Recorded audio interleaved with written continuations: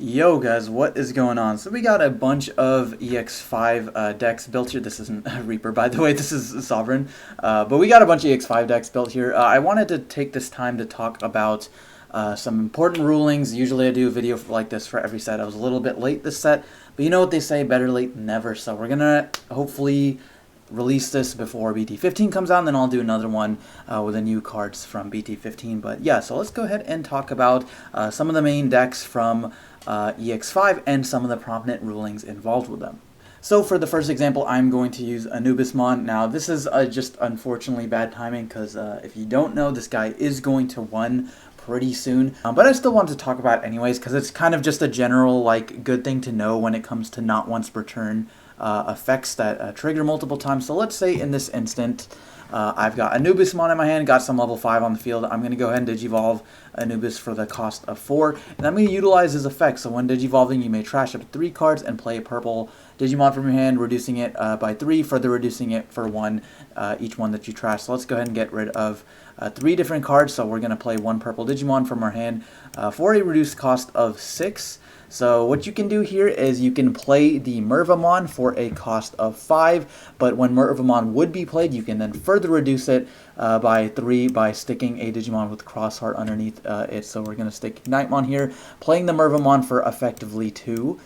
Putting our opponent to 6 here, and then it is at this moment that we have Anubis's Your Turn effect trigger, as well as Mervamon's on play trigger at the same time. You get to choose the order of this.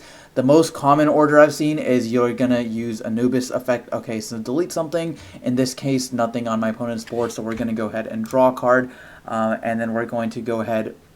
We could also trigger these at the same time because Ignitemon saw itself being played, or saw the Merva being played, and Blue Marrow also saw us, but we're going to wait on that. So let's go ahead and just go now Merva's effect to then bring back 2 purple Digimon. So then let's bring back Saberdramon, as well as Dobermon X-Antibody. And then again, these would have triggered, but now the newest triggers are going to be the on-play from Dobermon, as well as the Your Turn from Anubismon once again. So then we can go ahead and give itself retaliation or give something retaliation, and then use Anubis to draw again, and then now resolving these 2, gaining 2 memory. So we've drawn a total of 2 cards in this scenario. The other way you could do this, and it doesn't really change the outcome, but let's just say for argument's sake, let's say I'm going to evolve Anubismon, again discard the same 3 cards I did, do the same thing, bring back Merva and Digicross it, but now instead of drawing first, I'm going to resolve Mervamon's effect first to then play the 2 level 4s from the trash. Then Anubis's effect will trigger once again at the same time as Dobermon's on play, as well as, yeah, I guess in this case it's just those 2. So then those are the newest ones. We're going to resolve those, give itself retaliation, draw a card, and then go back to the previous ones, draw a card, gaining 2 memory, and then again going back to 4. So I just wanted to clear this up because I've seen a lot of people talking about, oh, Anubismon misses timing, or, oh, you can't like double trigger an effect. But keep in mind this effect is not once per turn, and it does see both instances of Digimon being played by an effect. It sees the Mervamon being played, and then subsequently sees the Saberdramon as well as the Dobermon. So it will keep track. It will count how many times this effect was triggered, and like put it in queue, quote unquote. I don't like to use that word because there's not really a queue in Digimon, but we'll just say for argument's sake there is. And you're going to be able to draw 2 cards. So there, and especially because this effect is mandatory. Even if it wasn't, you could still do this, but because this effect is mandatory, also you just have to do it. So we're going to be able to draw 2 times, or if the case was your opponent had Digimon on the field, we'd be able to pop 2 things. So that's really the only thing I wanted to talk about with Anubismon. The other thing I wanted to talk about involving purple cards is specifically going to be Leviamon. This effect is really annoying. It's annoying how it's worded, and you kind of just have to keep in mind this is all one effect. So what I want to talk about is Leviamon versus protection effects. So something like Greymon X-Antibody, where Greymon says, if an effect would delete this Digimon, Greymon Omnimon is named, blah blah blah, you may prevent it from leaving play by discarding 2 cards with the same level in this Digimon Digivolution card. So in this case we got my man War Greymon here, and we've got 2 level 3s here, 2 level 4s, and 2 level 5s. So in theory, right, we've seen this before. This card has been around since BT9. You could protect this stack a total of 3 times, detaching maybe the 3s first, then the 5s, and the 4s, or whatever, however you want to do it. Now the problem with Leviamon, so let's say in this case maybe I've got this on the field. So let's say it is my turn. I'm going to go ahead and Digivolve Leviamon for the cost of 5. I'm going to trigger Leviamon's on evolve. I guess in this scenario, let's go ahead and get rid of these because it doesn't work otherwise. So let's just say it is only these 2 cards on the field, Maycrack and Wargrave. I'm going to Digivolve Leviamon. This card reads, if your opponent has equal or more Digimon and Tamers than you, which we have 1 and 1, so we're equal, delete one of your opponent's Digimon with the highest level, and then delete one of your opponent's Digimon with the lowest level. So we're going to do the first part, so we're going to delete one of our opponent's Digimon with the highest level. Now, Wargreymon, of course, has this effect when it would be deleted, so it's an interruptive effect. You can interrupt an effect that is currently resolving, so we're going to go ahead and do that. Let's say we're going to go ahead and detach the Agumons to save itself, but then you're going to resolve the rest of Leviamon's effect that says then delete one of your opponent's Digimon with the lowest level. In this case, there is only one thing on my opponent's field, so this is simultaneously the highest level and the lowest level, so it's going to delete Wargreymon again. The thing you cannot do here is detach 2 more materials, again with Greymon X ability, to save it again. The reason is because despite this not being a once per turn effect, interruptive effects can only resolve 1 time in a sequence. I don't want to use the word chain if for my Yu-Gi-Oh players out there, but let's say chain in a given pending activation of effects. Even though it's not a once per turn effect, you can only resolve it once because while this is resolving, Leviamon's effect is all one effect. So basically, you can only interrupt an effect 1 time with the same interruptive effect. So in this instance, what will happen here is you will attempt to delete it the first time. Your opponent is going to detach the 2 materials here. You will attempt to delete it the second time, and that result is going to go through. Wargreymon will be deleted, sent to the trash, and then the second effect of Leviamon will then trigger. When an opponent's Digimon is deleted, gain 1 memory for each Digimon deleted. There will be 1 Digimon deleted, so then you'll gain 1 memory, clearing their board. Now, I do want to point out, not all hope is lost, my Greymon brothers. The way you can get around this is with something like Metal Greymon Ultras mode. If you have 2 instances, 2 separate interruptive effects. So in the case of this stack, let's say we've got something like this. I guess that doesn't really make sense, so let's just do something like this, okay? Now we have both the Greymon X inherited effect as well as the Metal Greymon Ultras effect, which are the same effect, but it is 2 instances of it. Remember, inherited effects give the effect to the main Digimon, so this basically has this text box written on it 2 times. So now what will happen here is we're going to, once again, Digivolve our Leviamon for a cost of 5, trigger its on evolved if your opponent has equal or more Digimon, which they do. Delete one of your opponent's Digimon the highest level, so then we're going to declare which one we're going to use. Let's say we use Metal Greymon Ultras, detach the 2 level 3s here, and then we're going to delete the opponent's Digimon with the lowest level, because now this one, or I guess the Ultras in this case, that's what I said. So Ultras has already used this effect, but we can still use Greymon X. So then Greymon X will trigger, and then let's go ahead and detach 2. And then in this case, the Wargreymon will be saved. There will be no memory gain from Leviamon because there was nothing deleted. So yeah, guys, that is a little bit of a complicated one, but just wanted to talk about that as far as purple decks go.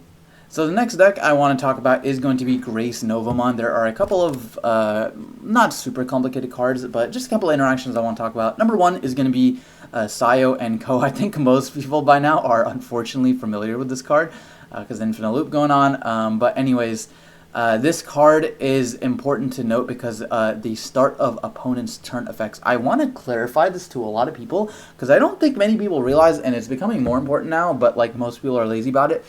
Start of turn is before everything else in a turn. It is before the unsuspend phase. It is before the draw phase. So keep in mind, if you are playing against your opponent and you're playing some sort of a card that has a start of opponent's turn effect or like start of your turn or whatever, keep in mind this will happen before your opponent draws for turn. So let's say your opponent's, I don't know, they've got like these 3 cards in hand and then they're going to draw for turn.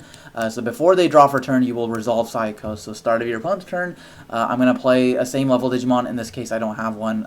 Maybe like I had something like this going on. So then I could play Lunamon for my underneath the sources for free.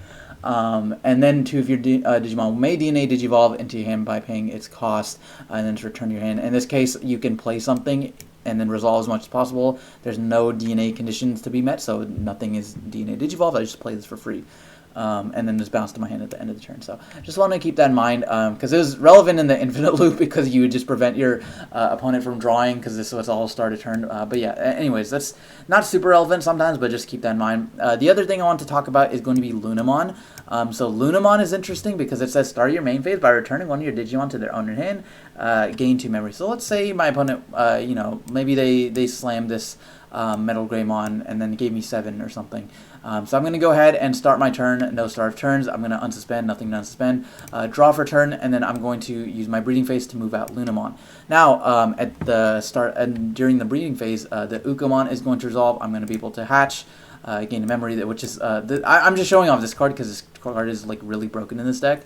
The reason is because you can move out Hatch and then use Leomon to bounce Uko. So then Leomon's effect, you can return one of your Digimon. So I'm going to return Ukomon to my hand to gain 2 memory, and then continue about my plays. You could also, I've had a lot of people ask, can you use Leomon to bounce itself? And you absolutely can. So you can use Leomon's effect, bounce itself, and then gain the 2 memory, even though it's not on the field anymore. And, you know, generally the rule of Digimon is things need to be, you know, where they, like, trash effects need to resolve in trash, main phase effects need to resolve in the field, etc. But because you've already triggered this and it's already in the process of resolving, like you paid the cost and everything, then it just resolves.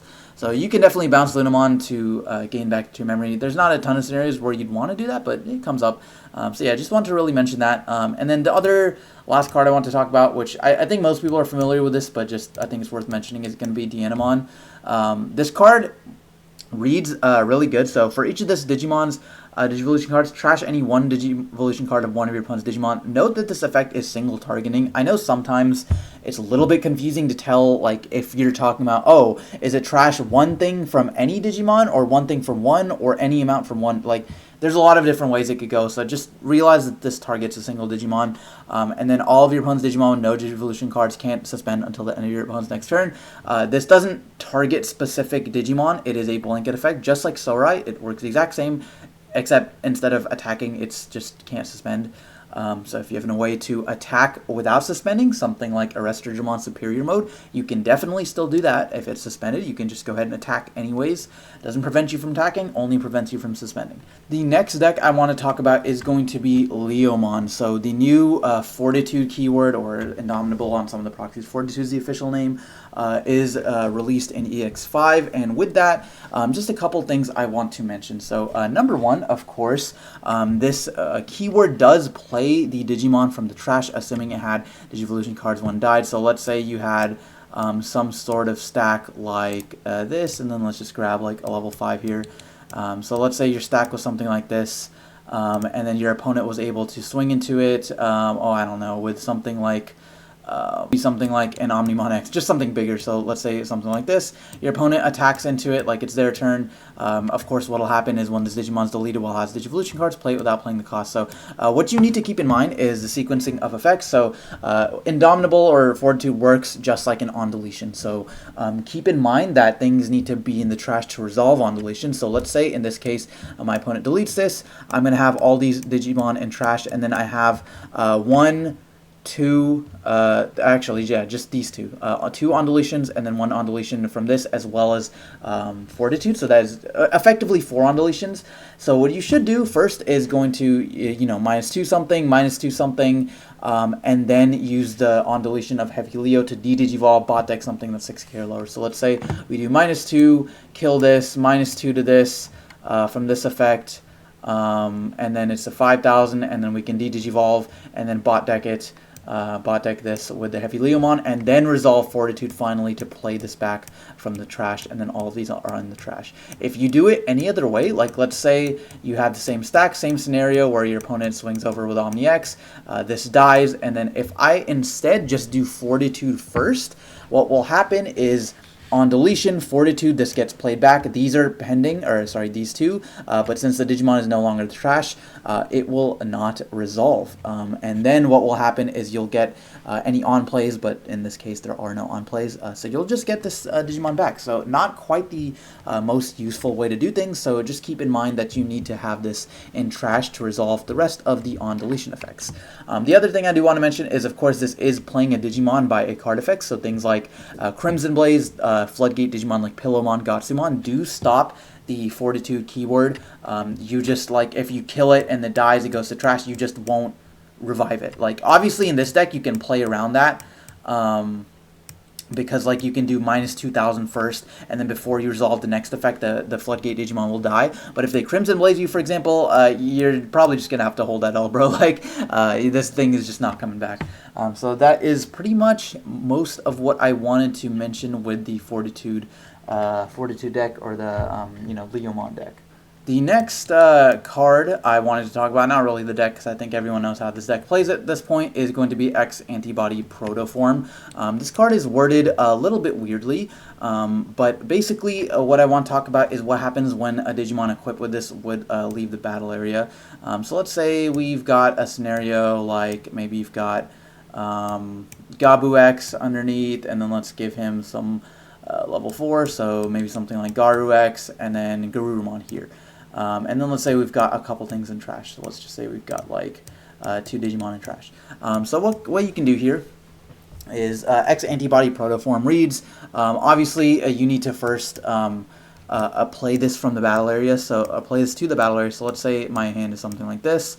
What you can do is you can play X-Antibody Protoform, and then it says one of your Digimon without X-Antibody in its Digivolution cards, which this does not have X-Antibody in its Digivolution cards, may Digivolve into a Digimon with X-Antibody trait, reduced cost by 1. So keep in mind that you need to Digivolve, because then it says if you do, place this card at the bottom of the Digivolution card. So let's say if you just didn't have any X-Antibody in your card, any X-Antibody card in your hand, this would just go to the trash. Other than that, what you can do is, okay, I've got Garurumon in my hand, I can Digivolve this for reduced cost by 2, pay 2, stick this under, then get any 1 Digivolving effect, so in this case I'd resolve the broken effect, draw 2, discard 2, gaining a memory, etc. Okay, so I'd be at 2 technically, so that's kind of how that works, obviously. But the other thing is going to be, let's say what happens when this Digimon would be deleted. So let's say I'm going to go ahead and try to swing for game here, and then my opponent's got a blocker on the field. They can go ahead and block, and then in this case I have 2 effects. I would be deleted because obviously his blocking Digimon is stronger than my attacking Digimon. I have 2 interruptive effects I could trigger. I have the all turns from Gabu X-Antibody, and I've got the X-Antibody Protoform. So I'm going to choose how I do this. I'm going to go Gabu X-Antibody first. When this would be deleted, I can bottom deck 2 non-Digi-Egg cards to prevent that deletion by battle, of course. And then this interruptive would trigger when this Digimon would leave the battle area, because it would be deleted by battle. So you can trigger this. You can then add back 1 Digimon card from this Digimon's Digivolution cards and place X-Antibody at the top of your security stack. So what will happen here is you'll grab this back, and then you can put this on top of your security. So note how I resolved the Gabumon X-Antibody first to save this by battle, and then stuck the X-Antibody for a free heal, basically. If you do it the other way, of course you can resolve X-Antibody first. You'll take this, put this here, but then because you no longer have battle protection, you can't trigger the Gabu. This will just go to the trash. So it's a cool way you can kind of just either get a free heal or grab back your pieces from when one of your Digimon would be deleted. So yeah, this card's really good. Maybe too good, I don't know. You guys can let me know. But that's basically what I want to talk about as far as Garurumon. The last deck I want to talk about is going to be the 4 Sovereign deck, or the Deva deck. There's just really a couple things. Number one, obviously the key thing about this deck is you cannot Digivolve the level 5s. They can be Digivolved onto, obviously, so like if you have like an Ebonwamon here, it says Digivolve level 5 with Deva trait for cost 3, or because it's also green level 5, you can Digivolve it for 4 on top of the rat guy. But keep in mind that these things themselves cannot evolve. Like if you look at like any regular Digimon where it says Digivolve cost underneath like the play cost there, these just don't have Digivolve cost, so you have to play these. There's no other way to get around it. The next thing I wanted to talk about was, of course, the Fanglongmon here. Note that this card is, by returning up to 4 Digimon cards with Deva for Sovereigns, or sorry, 4 cards. It can be non-Digimon cards also, because the option Loyalty Deeper Than Sea also has the Deva trait, and I believe the other one also has Deva. This one's 4 Sovereigns, so yeah, you can return that one as well. Minus 4,000 for the turn. This is a blanket effect, so this is similar to something like Shine Greymon Ruin mode, but just the only difference is this isn't until the end of the next turn. It is just for the turn, but it is a blanket minus 4,000. This card also is unaffected by Digimon effects. Keep in mind that this can still be sniped by option cards. But basically, just no other Digimon effects can like target this or anything. Keep in mind something like the keyword raid, and as well as blocker. I think I talked about this in the set 13 video with Craniumon, because that's also unaffected by Digimon effects. But note that raid, for example, this switches the target to something with the highest DP. So like, let's say if this was my field or something, I would raid into the Fanglonglon here. You can still choose this as an attack target. Raid isn't like affecting the Digimon per se, but you are switching attack targets into it. So that sort of stuff still works, or conversely, I can still like block it with the Anubis here. But just note that you can't affect it any other ways. The other thing I want to talk about is, this is like a super niche scenario, but like, let's say for example, you had something like a BT1 Mimi on the field. So I'm just gonna put this over here, and let's say I had you know, this Deva in my hand, both these guys, and I'm gonna end my turn by, or let's say I'm like 7 or something. I'm gonna slam this Deva for 7. Indramon's effect is on play, draw 1. So I'm going to draw 1, and then you can place a Digimon card with Deva trait with a different name from cards in your battle area trash. So I've got no Kumhiramon in hand, in trash or on the battle area. So I can go ahead and put this in my breeding area for free. And play it there. Now, if I use something like, this should be the other way. So I need a green Digimon for Mimi. So let's say I slam the green one and then put this guy here because, again, there's no duplicates. So then I do meet the condition for Mimi. Mimi says if you have a level 5 or higher green Digimon in play, which I do. I guess this also fulfills the condition, so it doesn't really matter. You can suspend this tamer to hatch a Digi-Egg into an empty space, or move a level 3 or higher Digimon from the breeding area to the battle area. So this is certainly a level 3 or higher Digimon, so I can go ahead and do this, move out the Indramon here. But keep in mind that unlike any other scenario where, like, let's say I did this, I had like an Ukomon in the back, and then I used Mimi, hatched this, brought out the Ukomon. Ukomon could go ahead and swing here. Because this Digimon was played. It was played by the effect of Kumhiramon, by the Deva here. If I use Mimi to bring this out, this cannot attack, okay? Keep in mind that Digimon cannot attack the turn they are played. The reason why it works with something like Ukomon is because you hatched the Digi-Egg and you evolved the level 3. You did not play anything. So that's why you can effectively gain Rush with Mimi on rookies or anything that was evolved in the breeding area. But with something like this, slamming a Deva and then bringing it out, you cannot. Okay, so just want to point that out. But yeah, guys, that's pretty much all I wanted to talk about for the EX5 video. If you guys want me to talk more about Blastace or something, I can do that in another video, Blastage Evolution. I think I've covered that more or less in past videos. It works pretty much the same here. Just the actual cards themselves are a little bit different, but hopefully you guys enjoyed. Again, sorry for the late upload on this one. I will be getting to work on the BT15 rulings video somewhat soon here, and so look forward to that. But thank you guys so much for watching, and we'll see you in the next one.